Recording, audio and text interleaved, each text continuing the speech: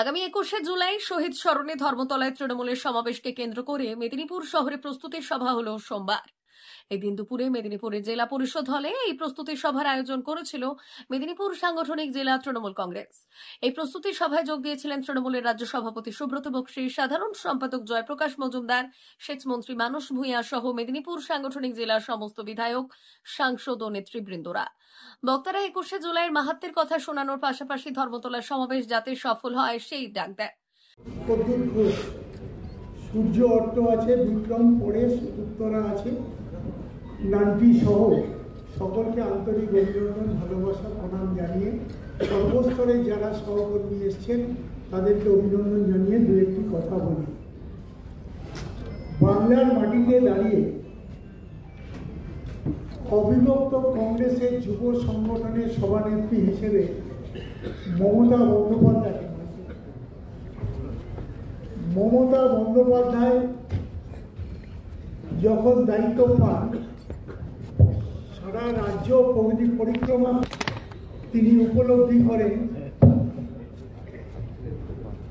মমতা বন্দ্যোপাধ্যায় দায়িত্ব পাওয়ার পর অবিভক্ত কংগ্রেসের যুব সংগঠনের সভানেত্রী হিসেবে দায়িত্ব পাওয়ার পর পরবর্তী পর্যায়ে সারা রাজ্য পরিক্রমা করেন এবং পরিক্রমা করে তিনি উপলব্ধি করেন যে তদানীন্তন ক্ষমতায় থাকা মার্ক্সবাদী কমিউনিস্ট পার্টি মানুষের সঠিক প্রতিফলন ভোট বাক্সে দিতে দিতে হবে। পেশি এবং প্রশাসনকে ব্যবহার করে সময় সময় তাদেরকে অচ্যুত রেখেছে। তো স্বাভাবিকভাবেই মমতা বন্দ্যোপাধ্যায় তদানীন্তন বাংলার 7.5 কোটি মানুষের দাবি হিসেবে তিনি মহাকরণ অভিযানের ডাক দিয়েছেন।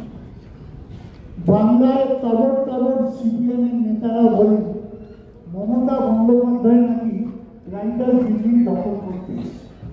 আপনাদের জ্ঞাতার্থে জানাই, বাংলার মাটিতে দাঁড়িয়ে নির্বাচন কমিশনের, কেন্দ্রীয় নির্বাচনের কমিশনের দুটো অফিস, দুটো ঘর থেকে পরিচালিত মহাকরণ।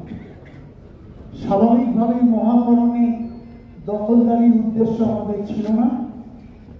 আমরা সেদিনকার সমবেত হয়েছিলাম 7.5 কোটি মানুষের সার্বিকভাবে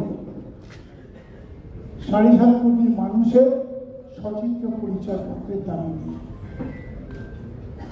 সেদিনকার প্রথমে 14ই জুলাই এই দিন ধার্য হয়েছিল মহাকরণ অভিযানের দিন। পরবর্তী পর্যায়ে রাজনৈতিক শিষ্টাচার মেনে তদানীন্তন রাজ্যপাল অধ্যাপক নুরুল হাসান প্রয়াত হয়েছিলেন, তাই সেই কর্মসূচি সংগঠিত হয়েছিল 21শে এবং 21শে জুলাইয়ের সমাবেশে বাংলার বিভিন্ন প্রান্তে লাখো লাখো মানুষ সমবেত হয়েছে। শুধু তাই নয়, সেদিনকার বিনা প্ররোচনায় পুলিশের গুলিতে আমাদের 13 জন সহকর্মী শহীদ হয়েছে। আজও বাংলার মাটিতে নির্বাচন কমিশন সিদ্ধান্ত নিয়ে, ভারতবর্ষের সরকার এবং নির্বাচন কমিশন সিদ্ধান্ত নিয়ে সচিত্র পরিচয়পত্রের কথা চালু করেছে। 1994 সালের 1 জুলাই থেকে বাংলার বিভিন্ন প্রান্তে স্কুলে তখন যুব সংগঠনের সহকর্মীরা একসাথে বসে যাতে ছবি মানুষ তুলতে পারে তার ব্যবস্থা করেছে। আজও বাংলার মাটিতে মমতা বন্দ্যোপাধ্যায় আহত আন্দোলনের মধ্য দিয়ে 13 জন যুবকের আত্মবলিদানের মধ্য দিয়ে ভারতবর্ষের মাটিতে যেটি পরিচালিত হয়েছে, ভারতবর্ষের নির্বাচন কমিশন এবং ভারতবর্ষের সরকার নীতিগতভাবে স্বীকার করে নিয়ে 1994 সালে ধাপে ধাপে আজ প্রায় 80 কোটি 52 লক্ষ মানুষের হাতে পৌঁছে দিয়েছেন সচিত্র পরিচয়। এবং শুধু তাই নয়, আজও কাশ্মীর থেকে কন্যাকুমারী, সোমনাথ থেকে সামনাথ মানুষ যখন নির্বাচনে অংশ নেয় তখন সাথে থাকে সেই ভোটার পরিচয়পত্র যাতে উপলব্ধি করে মানুষের এই লড়াই। স্বাভাবিকভাবে 21শে জুলাইয়ের তাৎপর্য অনেক বড়। আমি আপনাদের বলবো, সর্বস্তরের সহকর্মীরা আসুন।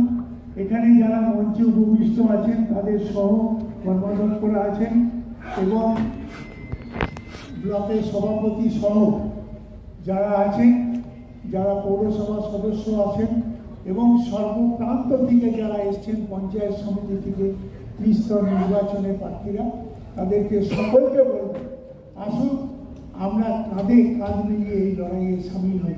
তার কারণ একটা ঐতিহাসিক দিন 21শে জুলাই সচিত্র পরিচয়পত্র বাংলার মাটিতে চালু করার আন্দোলনের দিনকে ঠিক করে সেদিনকারই 21শে জুলাই এই যে কর্মসূচির পালন হয়েছিল তাকে আমরা শহীদ তর্পণ করতে যাব, অর্থাৎ 13 জন যুবক যাদের আত্মবলিদানের মধ্য দিয়ে আমরা এই সচিত্র পরিচয়পত্র পেয়েছি।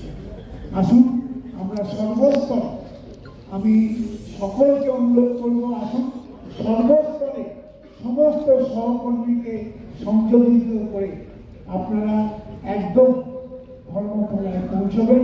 এই আশার বিষয় রেখে আমি আপনার ক্ষুদ্র বক্তব্য শেষ করব। কিন্তু তার চেয়েও বড়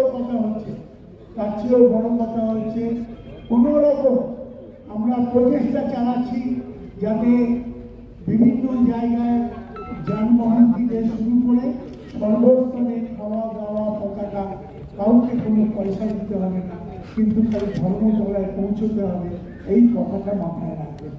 আমি আপনাদেরকে অনুরোধ করব, আসুন সর্বস্তরে সহকর্মীদের সংঘবদ্ধ করে মমতা বন্দ্যোপাধ্যায় সার্বিক সংগ্রামের লড়াইয়ে একটা বড় মা বাসন্তী হোটেল অ্যান্ড রেস্টুরেন্ট, উত্তাপন, নারায়ণগড়, পশ্চিম মেদিনীপুর। আমাদের এখানে সকাল, দুপুর ও রাত্রিকালীন আহারের সুব্যবস্থা রয়েছে। সকালের টিফিনে পাবেন স্ন্যাক্স, পরোটা, আলুর পরোটা, মিক্সড পরোটা, মুলি পরোটা। দুপুরে খাবারে পাবেন সবজি ভাত, খাসি ও মুরগির মাংস, ইলিশ মাছের ভাপা, ভেটকির তেল ঝাল, চিংড়ির মালাইকারি, কাতলা মাছের ভাপা, এছাড়াও মশালা কোল্ড ড্রিঙ্কস, আইসক্রিম। রাতের খাবারে পেয়ে যাবেন তাওয়া রুটি, তন্দুরি রুটি, তড়কা, চিকেন তন্দুরি, চানা মশালা, চিকেন বাটার মশালা প্রভৃতি। সুলভ মূল্যে পরিচ্ছন্ন খাবারের একটাই ঠিকানা, মা বাসন্তী হোটেল অ্যান্ড রেস্টুরেন্ট, উত্তাপন, নারায়ণগড়, পশ্চিম মেদিনীপুর। বিশেষ দ্রষ্টব্য, আমাদের এখানে সকল অনুষ্ঠানের খাবারের অর্ডার নেওয়া হয়। এখানে পেয়ে যাবেন মা বাসন্তী মিষ্টান্ন ভান্ডার থেকে বিভিন্ন মিষ্টি। অনুষ্ঠানের জন্য মিষ্টি পাওয়া যায়। এছাড়াও কেক, নামি দামি কোম্পানির চকলেট পেতে চলে আসুন আমাদের দোকানে। প্রোপাইটার ঝন্টু গিরি। যোগাযোগ 9732543245।